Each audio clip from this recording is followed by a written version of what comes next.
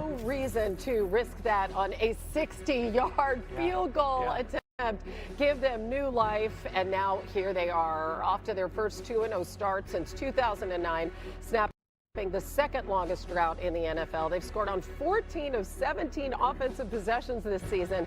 The 82% rate is the first by any team in their first 2 games over the last 45 years. They're also the first team in the Super Bowl era to go their first 2 games without punting, which is absolutely Their punter's insane. Overpaid. Yeah, I mean, by definition, Yeah, Daniel Jones wins this starting job over Anthony Richardson, and here they are. I mean, what are they getting from DJ? I'll tell you what has been one of the stories of Daniel Jones' career. Far too careless with the football. He has 0 turnovers in the first 2 games so far this season. On top of that, he has taken just 2 sacks. They have protected Daniel Jones extremely well with a well-invested offensive line plus an excellent running game. Jonathan Taylor was perhaps the best player on the field yesterday, but Daniel Jones is making quality decisions, and I think so much of the puzzle is being solved prior to the snap in the Shane Steichen offense. They're playing with much improved pace compared to where they were last year with a smorgasbord of quarterbacks, Anthony Richardson and also Joe Flacco. Very impressive start for Daniel Jones. Yes, the Week 1 effort was important against Miami. This is a different beast yesterday. The Denver Broncos, who at least came into the season on the short list for best defenses in the NFL, makes you feel like there is more staying power with Daniel Jones. Well, they're making mistakes, though, on both sides of the ball, the Broncos. They are, but I think a lot of that has... All right. Well, I want to talk about the Indianapolis Colts. This is why coaching is awesome and fit, and situation matters so much. I mean, Daniel Jones was being thrown out to the point where fans, if you probably polled the average fan and said, could Daniel Jones even try to play quarterback anymore? Does anyone want him? And the vast majority of people would say, no, no. But that's where football coaches and players understand. There's a reason why Kevin Unnell was like, yeah, I'll take Sam Darn. I'll take Daniel Jones. I'll take Kirk Cousins and Shane Steichen. Like, I'll take Daniel Jones. Like, the real coaches know. And this is just great because I thought there could be an emergence with Daniel Jones. I didn't think he was going to play this great, this fast, to be very clear. Like, I'm not doing some victory lap here, but I definitely felt pretty good, and I believe that's why I kept saying Gardner Minshew was successful with Shane Steichen. Jalen Hurts had his best season with Shane Steichen. Justin Herbert was Shane Saint. Like, Shane Steichen is for real. When I thought that maybe the Colts were going to consider firing Shane Steichen, it was just like, man, he's got to be on everyone's short list to get him as the offensive coordinator. Like, the Eagles better scoop him up immediately. And now you're seeing what he can do. And this isn't a fluke, what Daniel Jones is doing with Steichen and this Colt team. And it's not. It's like, oh, well, he's on a better team now. Shane Steichen is consistently putting him in positions to succeed and giving him answers. He's being blitzed, but Shane Steichen is giving him the solutions. Okay, Daniel Jones in his best year with the Giants, had a 17.8 pressure to sack percentage. Do you know what he is right now? 7.4. I mean, it's pretty remarkable. It's really remarkable. It's incredibly impressive. And a lot of that is, it's always an interesting stat to try to figure out when is it on the player, when is it on the coaching staff to give them the solutions when they are being pressured, when they are being blitzed.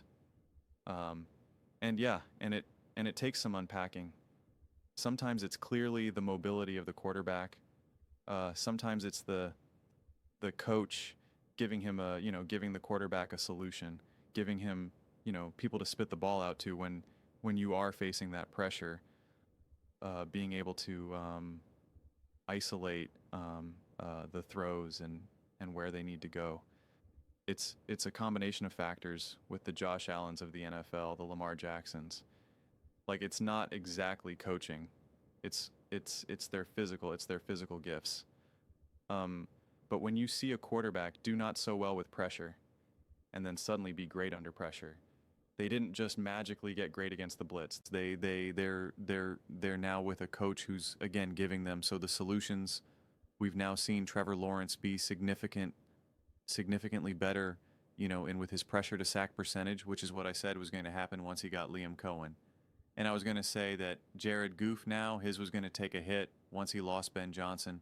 All things coming to fruition.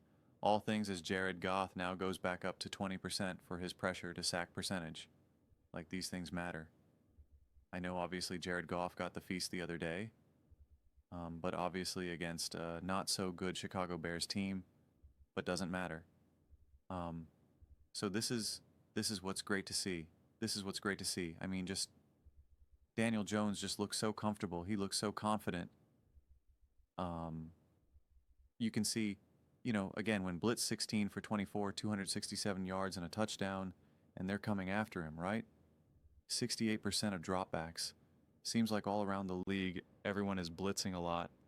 I'm interested to see if that trend continues and to see when we compare it to historical context, if blitzing is just at a trending upwards right now for whatever reason, which would be pretty interesting to look at. But obviously a lot of teams are banking on, oh, Daniel Jones isn't good. Like, he's not going to be able to deal with the pressure. Like, just get after him. And he's cooking them. He is cooking them all and making them pay. And this was a game the Colts should have lost. Let's be serious here. But the fact of the matter is that offensively they've just been playing like their hair is on fire. Especially obviously Daniel Jones. And it feels sustainable. It doesn't feel like this is just a team that just kind of got a little hot out the gate. It feels sustainable. And this is the power of a seasoned veteran going to a great offensive coach. I've been banging on this drum. That's what I was talking about with Sam Darnold, with Kevin O'Connell, and the risk of moving on from him for J.J. McCarthy, and a couple of the other examples of that situation unfolding. And even with the Colts and having to deal with AR, and I'm just like, when you can give a veteran to a Shane Steichen, he's going to be able to speak the same language right away, and he's going to be able to more easily put this quarterback in positions to succeed. And that's what we are seeing again and again and again and again. And so this is great. I mean, it feels like the Colts can literally be the Minnesota Vikings of last year with Sam Darnold. And the benefit, though, that they have is that this division is way more open, way less physical. I mean, like, not as good as coach, not from my viewpoint. So the Vikings had to deal with the Lions and the Packers and some great coaches floor, Dan Campbell, Ben Johnson, Aaron Glenn. Like, there was a lot that the Vikings kind of had to deal with. And don't get me wrong, the Vikings were very well coached in their own right, but it was just harder. Obviously, this is open for the Colts. This is absolutely, positively, undeniably open for the Colts right here. So it's exciting. It's absolutely exciting for them. They are in a great spot. And then even little things like if they need to sneak in via the wild card or whatever it is, like you have the Chiefs going down 0-2. Ironically, beating the Broncos actually helps the Chiefs a little bit because obviously the Broncos are in that division. Like even any of the wild card spots, the Dolphins, the Patriots, like it's just they're already now a lot of these other teams that you would think are going to be maybe competing for a wild card spot, or that's like their best case scenario. A lot of those teams are 1-1 or 0-2, and so even if the Colts run out of a little bit of steam or their offense starts to balance out a little bit because it's just law of averages here, which is definitely possible. You're still in a great position. You're still building this foundation where it's like, yeah, we can go through a rough stretch. We can have a rough moment where Daniel Jones is just not quite this quarterback right now. And yet the wild card is still right there on the table, or like I said, maybe even the division, depending on how this all unfolds.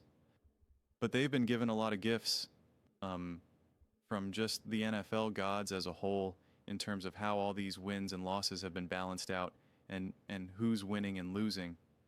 The Bengals, I think they're in big trouble without Joe Burrow. Of course, I know there was a little bit of some Jake Browning magic, but and that was another wild card team, or between them and the Ravens, who was going to be the wild card or who was going to win the division.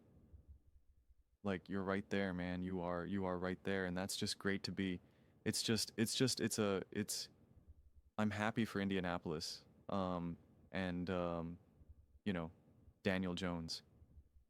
But those are just my thoughts. I'd absolutely love to hear yours. What do you guys all think about the Indianapolis Colts and their big win over the Denver Broncos, starting the season 2-0. Let me know in the comments below. I read every single comment, whether you agree with me or disagree with me. Either way, let's get in some discussions. Let's get in some fights. But ultimately, let's just have some fun. And please do consider subscribing. We are building an amazing community here, and absolutely love to see you part of it. I want to build something that we all generally feel connected to, something that we're really excited to be part of. I think we're well on our way to doing it. And please don't forget to give this video a thumbs up, as it really does help with the visibility and the algorithm. Thank you so much.